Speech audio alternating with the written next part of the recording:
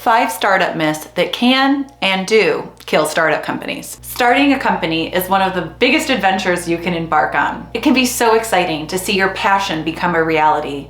Or if you're a tech startup company, see your product or solution greatly impact in a positive way your clients' lives or their businesses. However, there are still many startup myths around new businesses, especially misconceptions around what drives businesses to succeed and what causes businesses to fail. Current statistics indicate that 11 out of 12 startups will fail.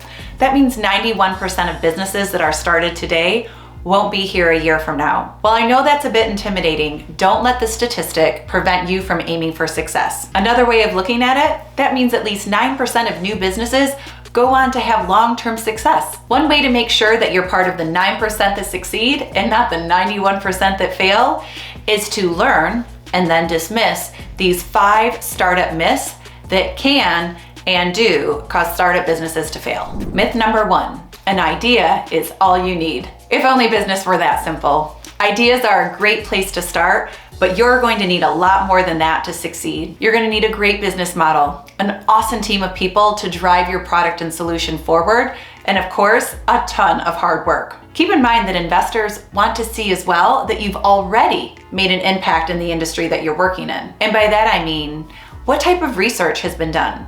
What type of pain points have you addressed for your clients? And when you're answering those questions, be ready with the answers and the data to back up your responses. Myth number 2, every scrap of revenue is vital. This is what we call FOMO of revenue, or the fear of missing out on revenue regardless of where it comes from. Scrabbling for every cent from every potential customer is not the way to succeed. Rather, clearly defining your target audience will ensure that you're capturing the right clients that will have the most value from your offering and likely be stickier. So in summary, targeted lead generation is the best way to improve your ROI and your brand reputation. Myth number 3, growth is more important than profit. If your company isn't turning a profit, it will fail eventually.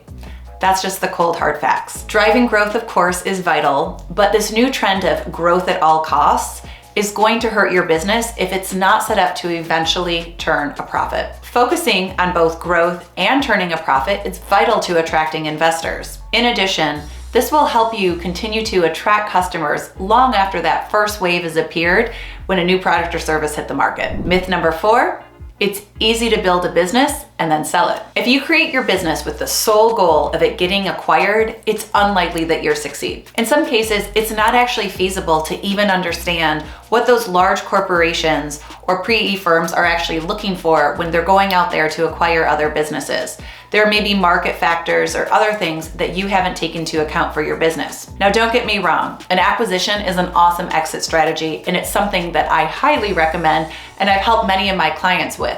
However, if that's your sole purpose for building a business, it's going to be a little bit challenging. In order for you to be an appealing acquisition target, you need to make sure that you're driving revenue, increasing value for your clients, and on your way to turning a profit. So focus on running a solid business model and the acquisition will come in time. Myth number 5, if you create it, they will come. To paraphrase the line from the movie Field of Dreams, if you build it, they will come, is one of the most pervasive startup myths out there, and it's absolutely not true. In other words, you need more than a great product or service, although those are just table stakes and absolutely vital. You need a clear and cohesive brand strategy and often a market executive to drive that strategy to make sure that your technology is getting in front of the right potential clients and the right potential investors. Without this, you might as well put your app or your SaaS in a box, lock it up, and hide it away, because without the right marketing, there's no way that the people that will value your product or solution are ever going to see it. Of course, it's not all doom and gloom,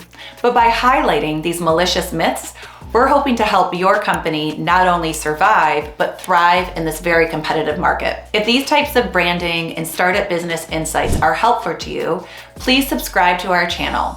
Or feel free to set up a 15-minute consultation to talk through the goals of your startup company. I'd love to see if Arch Collective can help you and your company thrive and survive in this competitive market.